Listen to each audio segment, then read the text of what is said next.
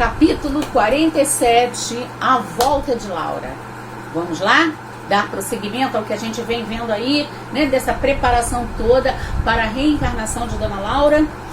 Na casa de Lísias estão presentes vários amigos e representantes do Ministério do Auxílio e da Regeneração para homenagear Dona Laura, que se despede da colônia rumo a uma nova experiência na carne. Quer dizer, eles fizeram uma reunião social, uma reunião entre amigos, como se fosse, né, uma despedida da Dona Laura, para que todos ali unidos, dando força a ela, com os bons pensamentos, palavras de estímulo, fazendo com que ela perceba cada vez mais a sua fortaleza, que ela vai ser vitoriosa no seu retorno à carne, né? Então, como nós estamos falando sobre essa parte da reencarnação, então eu trouxe como referência para nós aqui, depois quem quiser ver com calma e atenção esse capítulo, é o capítulo 4 do Evangelho segundo o Espiritismo: ninguém poderá ver o reino de Deus se não nascer de novo. No tópico 25, esse capítulo todo é muito bom, né, nos trazendo bastante orientação sobre a reencarnação. E no tópico 25 está dizendo lá que a passagem dos espíritos pela vida corporal é necessária para que eles possam cumprir, por meio de uma ação material, os desígnios cuja execução Deus lhes confia. Porque se a gente pensar assim, poxa, mas por que a dona, ela precisa mesmo? Vamos pensar, ela precisa mesmo retornar, reencarnar? Ela está bem, um trabalho super produtivo, boníssima.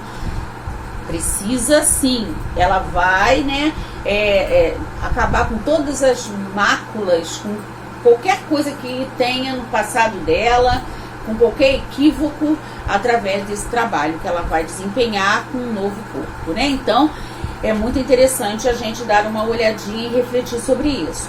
Temos também aqui no Livro dos Espíritos, no capítulo 4, que é da pluralidade das existências, a pergunta 166, que faz o seguinte: a pergunta é: como pode a alma que não alcançou a perfeição durante a vida corpórea acabar de depurar-se, sofrendo a prova de uma nova existência? Quer dizer, essas existências sucessivas, em cada uma fazendo as nossas migrações, aprendendo, evoluindo, para atingir esse nível de perfeição. Sabendo que o próprio Cristo é um exemplo para nós, né? Mesmo tendo alcançado a perfeição, ele, né, se colocou na posição de assumir uma nova vida corpórea para nos trazer muitos ensinamentos e muitas lições, tá? A pergunta 167, qual o fim objetivado com a reencarnação? Né? Qual é o objetivo da gente reencarnar? Expiação, melhoramento progressivo da humanidade. Sem isso, onde a justiça? Né? Lá não existe, existe o merecimento, não existe concessões sem merecimento. Então, através da reencarnação, a gente vai atingindo esse nível de merecimento. Voltando para o capítulo, a candidata, Ana Laura, à reencarnação, informa que já recebeu as aplicações do serviço de preparação e que, não obstante saber-se preparada, alimenta certas dúvidas, já que a reencarnação é sempre uma decisão de magna importância para o espírito. Então ela já está preparada, ela já recebeu, né, os informações, né, todas as orientações necessárias. Mesmo assim, dá aquele medinho, né? O ministro Genésio lembra que ela tem a seu favor milhares de horas de serviço prestadas em nosso lar. Por isso não deve pensar em fracasso e que não estará sozinha e nem tão distante vibracionalmente falando. Então vamos pensar até em nós mesmos. Nós estamos aqui, né, na nossa vida, na nossa reencarnação, mas a gente tem quem torça por nós. Nós deixamos pessoas também, amores nossos na espiritualidade, que torcem por nós, que vibram para que a gente obtenha êxito e que estamos vibracionalmente próximos, embora né, o corpo material seja tão grosseiro que não possa registrar isso com precisão, mas a gente, né, percebe isso através do nosso sono, através das nossas orações. A gente se sente fortalecida.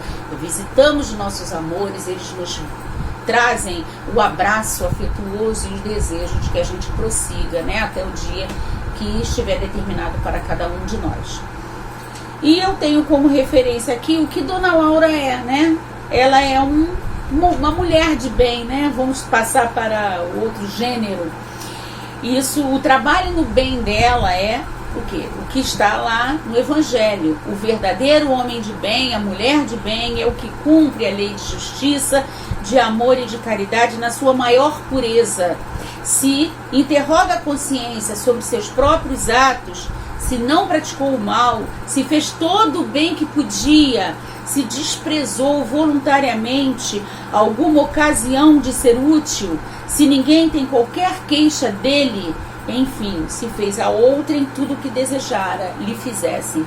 Então, né, podemos tentar nos enquadrar nisso aqui para ver se estamos nesse caminho. Se não somos ainda, mas estamos em processo de sermos pessoas do bem, tá? Do bem e de bem.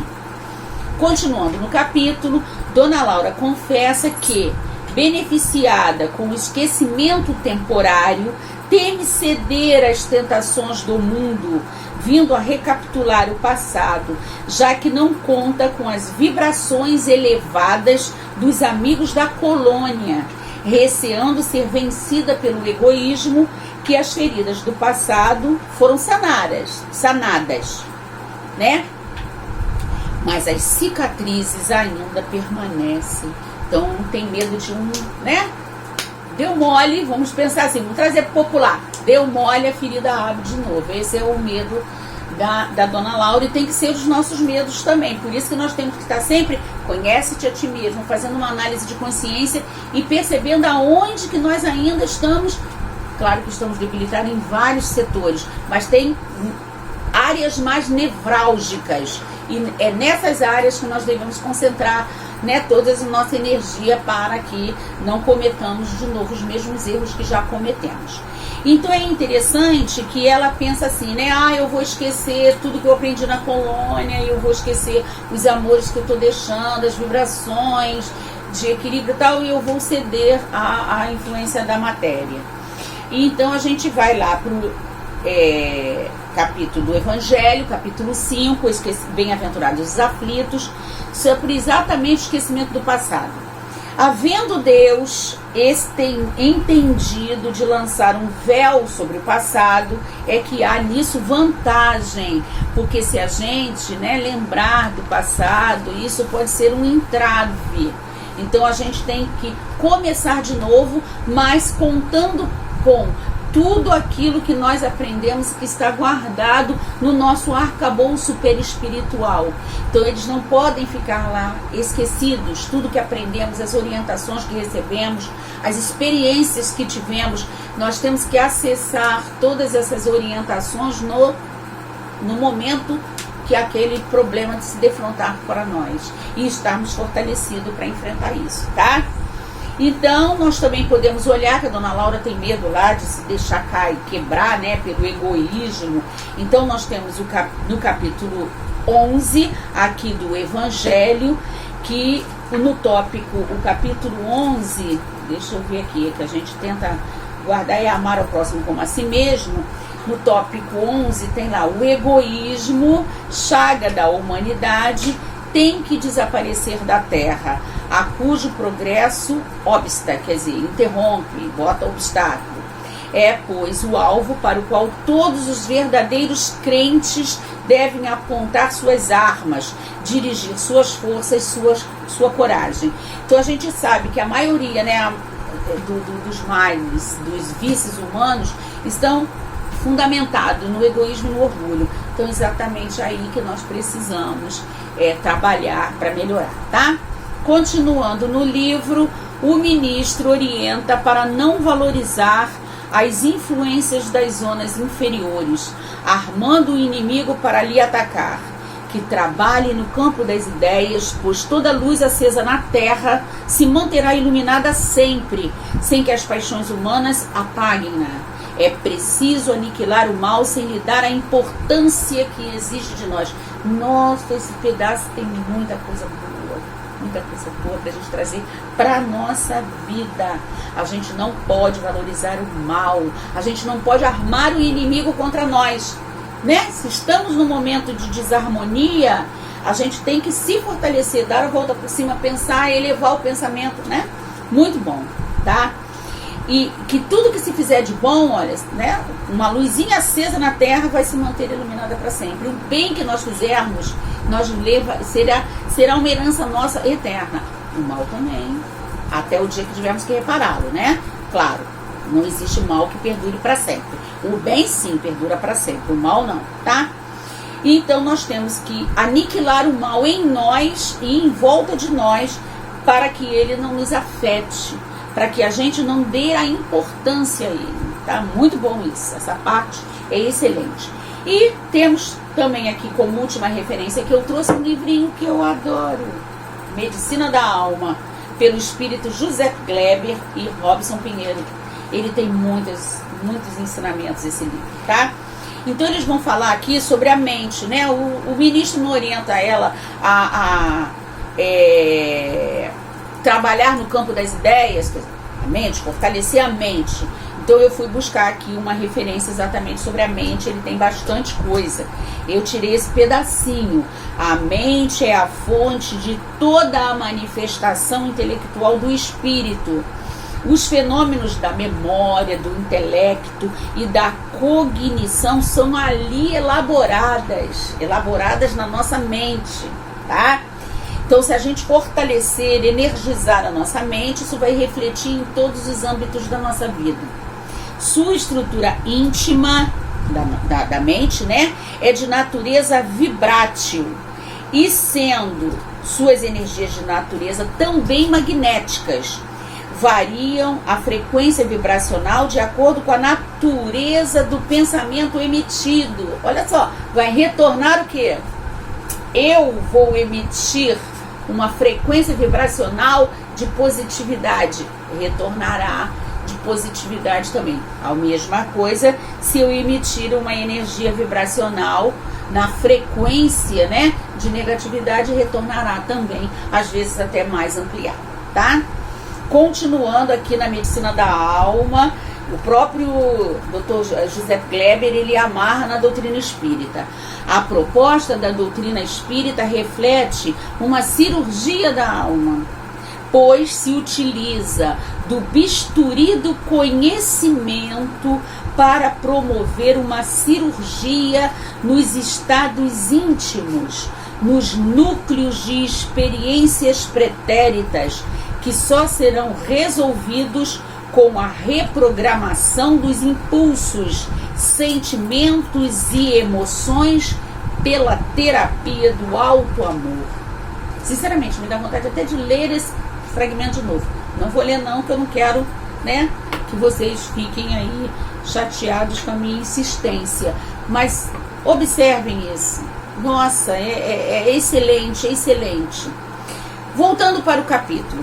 Adianta que ela tem, Dona Laura, a seu favor, além dos créditos, as recomendações do Ministério do Auxílio aos técnicos encarregados de sua reencarnação, para não deixá-la demasiadamente sujeita aos ascendentes biológicos dos pais.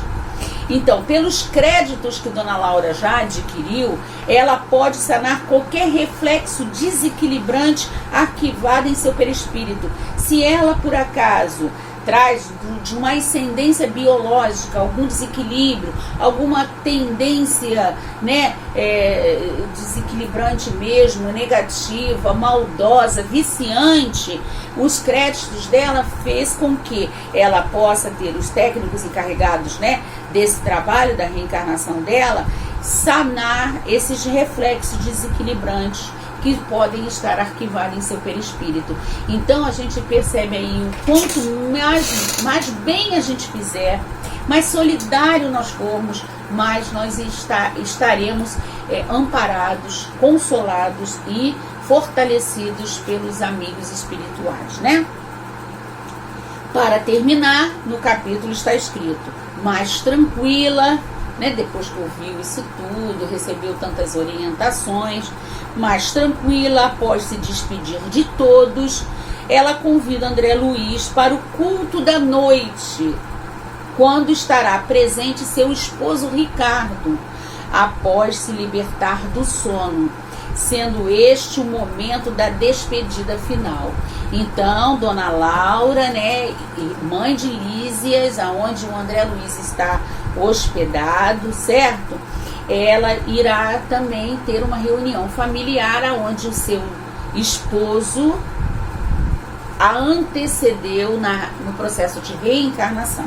Ele já está reencarnado e ele será levado ao mundo espiritual para também passar para ela energias suficientes para que ela tenha mais fortalecimento para retornar à carne, ok? No processo reencarnatório que está se aproximando. Então, ela estando mais fortalecida, será mais fácil ela enfrentar e ser, né, e obter êxito nesse enfrentamento. Muito obrigado, fiquem com Deus. Excelente semana para todos.